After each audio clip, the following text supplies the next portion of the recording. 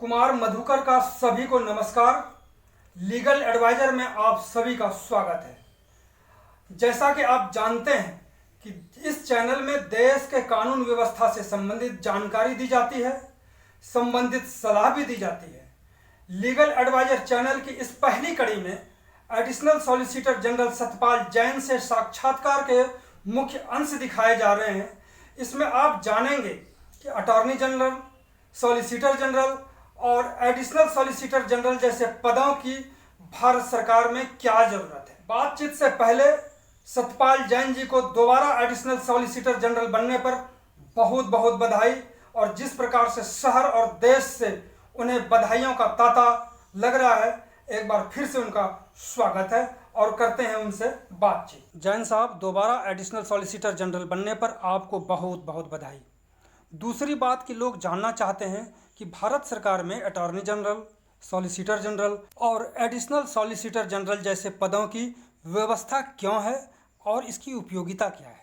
देखिए, भारत सरकार की जो केसों में, कचहरियों में, सुप्रीम कोर्ट में, हाई कोर्ट में पैरवी करते हैं, उसके लिए एक लॉ ऑफिसर्स की टीम होती है जी सबसे बड़ा पद अटॉर्नी जनरल ऑफ इंडिया का है। जी जो भारत सरकार के, जिन्हें हम अटॉर्नी जनरल एजी बोलते हैं, वो एक होते हैं और वो भारत सरकार के सबसे बड़े लॉ ऑफिसर होते हैं। किसी अदालत में कोई बहुत महत्वपूर्ण संवैधानिक मुद्दा आ जाए, भारत सरकार की तरफ से वो पेश होते हैं, बहस करते हैं। उसके बाद दूसरा उनके नेक्स्ट आता है, अगला पद वो आता है सॉलिसिटर जनरल ऑफ इंडिया, जी जिसे हम अपर महा सॉलिसिटर बोलते हैं।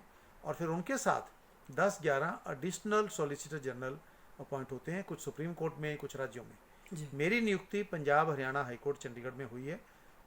इनका मुख्य काम, जो सॉलिसिटर जनरल हैं, अटॉर्नी जनरल हैं, एडिशनल सॉलिसिटर जनरल हैं, कोर्ट्स में, हाई कोर्ट में, सुप्रीम कोर्ट में जो भी भारत सरकार के खिलाफ मुकदमे होते हैं, किसी भी मंत्रालय के खिलाफ होते हों, गृह, फाइनेंस, एग्रीकल्चर, कॉमर्स, जो भी हो, उन सब में भारत सरकार की पैरवी करना, उनकी तरफ से बहस करना और भारत सरकार का पक्ष न्यायालय के सामने रखना, भारत सरकार के कानूनी हितों की रक्षा करना, ये अटॉर्नी जनरल, सॉलिसिटर जनरल और एडिशनल सॉलिसिटर जनरल का काम होता है।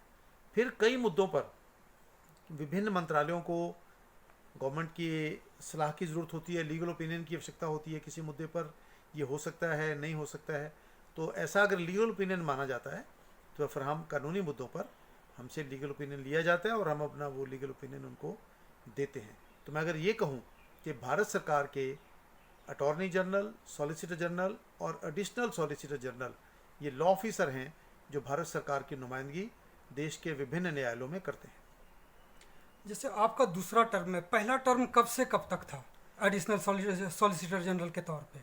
ऐसा 2014 में माननीय नरेंद्र मोदी जी ने 26 मई 2014 को प्रधानमंत्री पद की शपथ ली थी।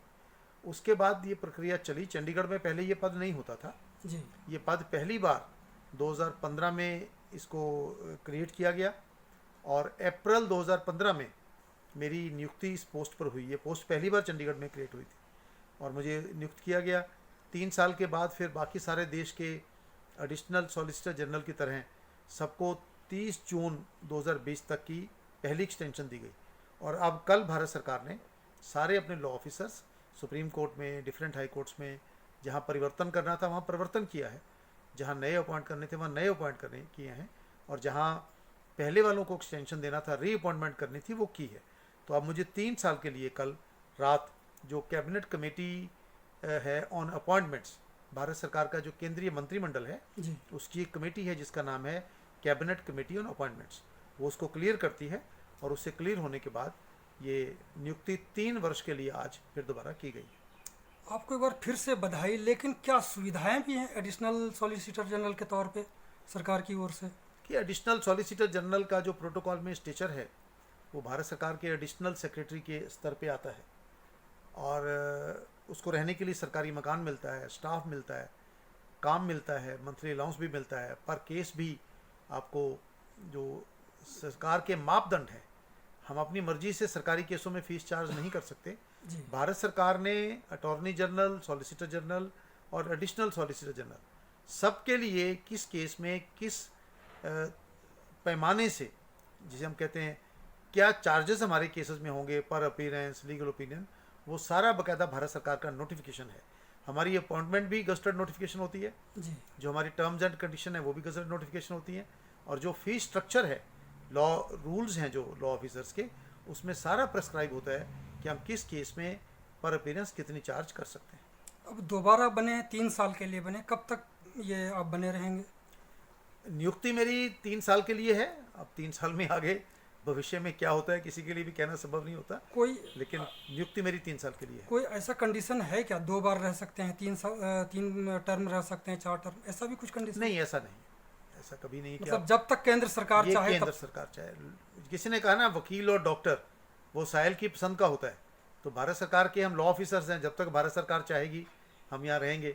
और ऐसे ही स्टेट्स में होता है, स्टेट का एडवोकेट जनरल होता है, बाकी सारे कुछ लोगों का स्टैंडिंग काउंसिल होता है, तो हम भारत सरकार के लॉ ऑफिसर्स हैं, जब तक भारत सरकार चाहेगी हम न्यायालयों में भारत सरकार का पक्ष रखते रहेंगे। शहर के लोग काफ़ी खुश हैं कि आप एडिशनल सॉलिसिटर जनरल बने हैं, क्या कहेंगे उन लोगों के लिए? चंडीगढ़ के लोगों ने मुझे बहुत प्यार दिया है, बहुत स्नेह दिया है। मैं तो एक बहुत छोटा सा अखबार बेचने वाला कार्यकर्ता था। मेरे पिताजी ने बहुत कठिन मेहनत करके खरड़ में समाचार पत्र बेच कर साथ में हमने उनकी मदद की, हमको पढ़ाया लिखाया। चंडीगढ़ की जनता ने मुझे वहाँ तक भेज दिया, उस सदन में, लोकसभा में, जहाँ प्रधानमंत्री, मंत्री सब लोग बैठते हैं, वहाँ भी रहा। ज़िंदगी के जिस दौर से भी गुजरा हूँ, ईमानदारी से पार्टी ने जो भी ड्यूटी दी है उसको निभाने का प्रयास किया है। मैं बहुत आभारी हूँ चंडीगढ़ की जनता का।